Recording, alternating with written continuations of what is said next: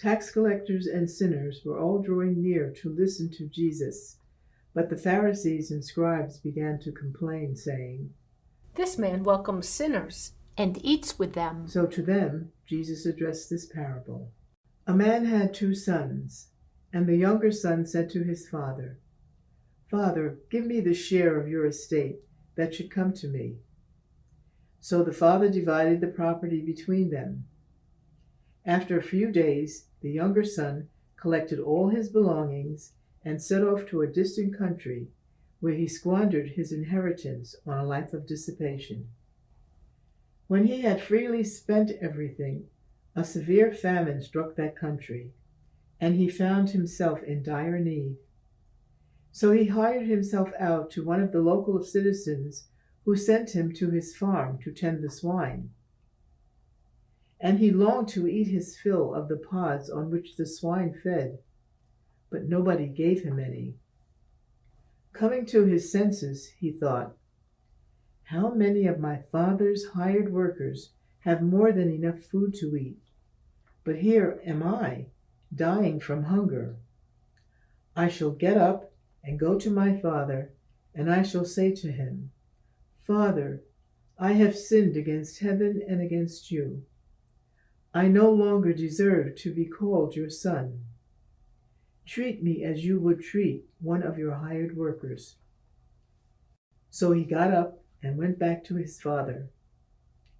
While he was still a long way off, his father caught sight of him and was filled with compassion.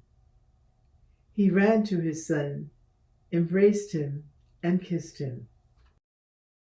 His son said to him, 'Father, I have sinned against heaven and against you.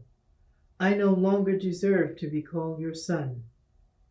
But his father ordered his servants, 'Quickly, bring the finest robe and put it on him. Put a ring on his finger and sandals on his feet. Take the fattened calf and slaughter it. Then let us celebrate with a feast, because this son of mine was dead and has come to life again. He was lost and has been found.' Then the celebration began. Now the older son had been out in the field, and on his way back, as he neared the house, he heard the sound of music and dancing. He called one of the servants and asked what this might mean.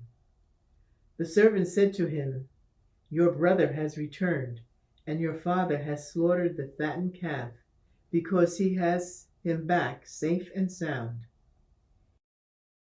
He became angry, and when he refused to enter the house, his father came out and pleaded with him.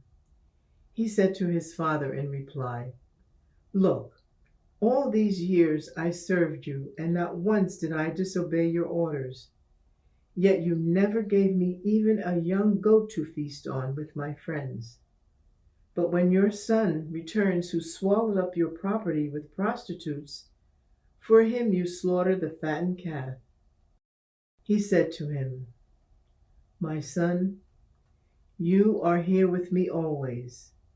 Everything I have is yours.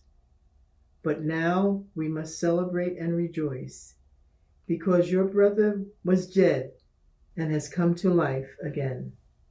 He was lost and has been found.'"